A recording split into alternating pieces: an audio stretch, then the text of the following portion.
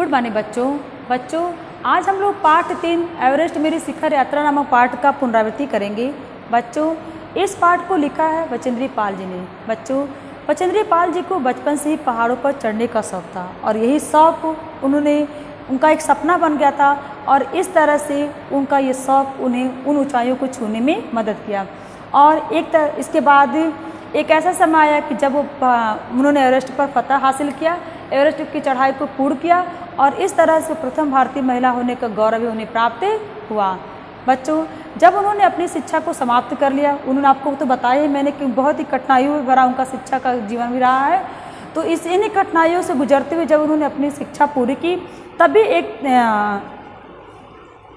एक अभियान दल था जिसका नाम था इंडियन माउंटेन फाउंडेशन ने अभियान पर जाने पर उन महिलाओं को खोज शुरू की जो महिलाओं के अंदर इतना जज्बा था, जिन महिलाओं के अंदर इतना क्षमता था कि वो एवरेस्ट शिखर पर चढ़ाई कर सके।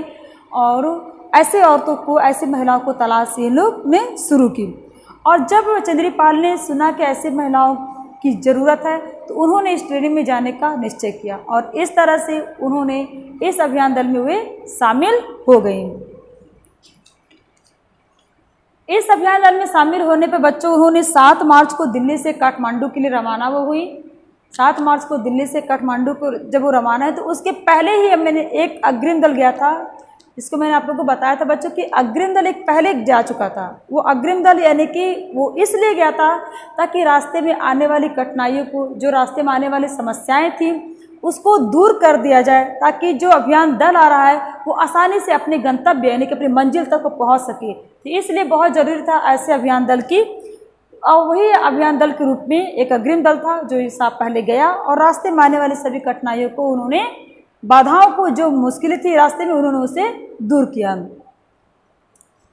और इस अभियान दल के नेता का नाम था उपनेता प्रेमचंद।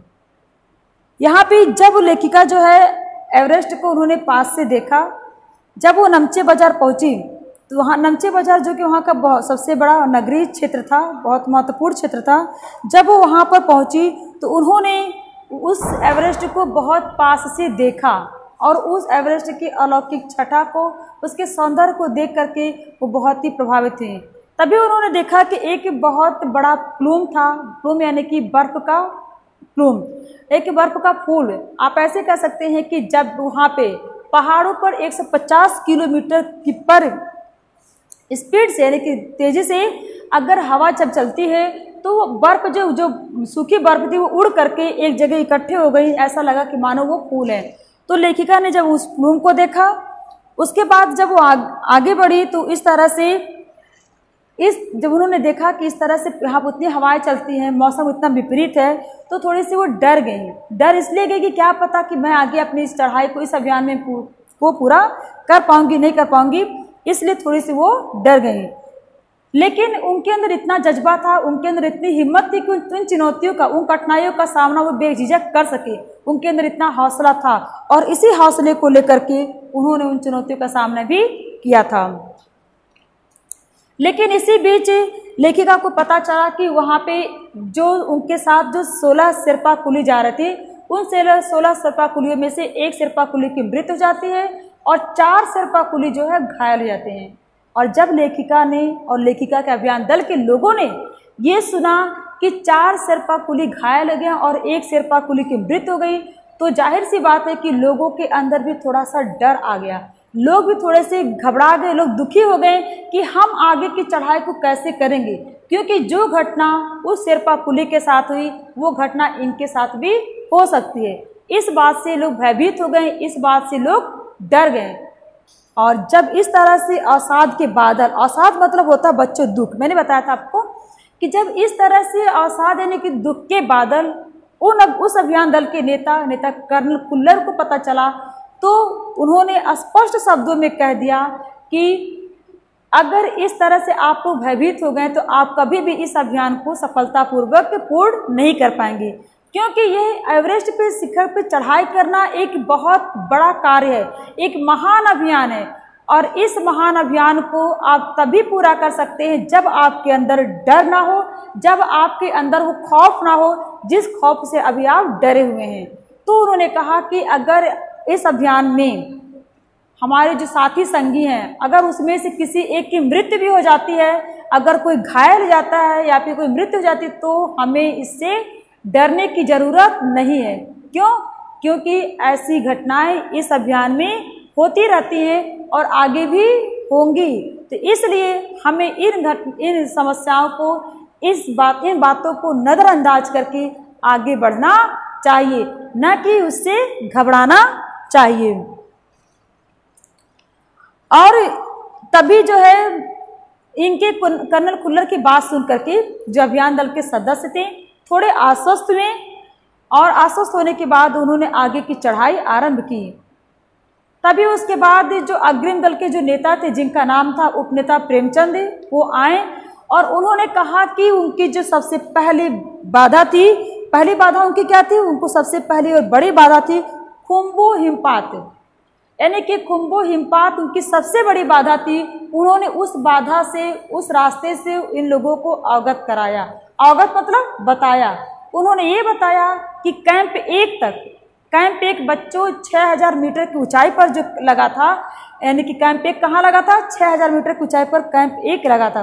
तो उन्होंने बताया कि कौन बताया? उपनेता प्रेमचंद ने बताया कि कैंप 1 तक के रास्ते को मैंने साफ कर दिया। साफ कैसे किया?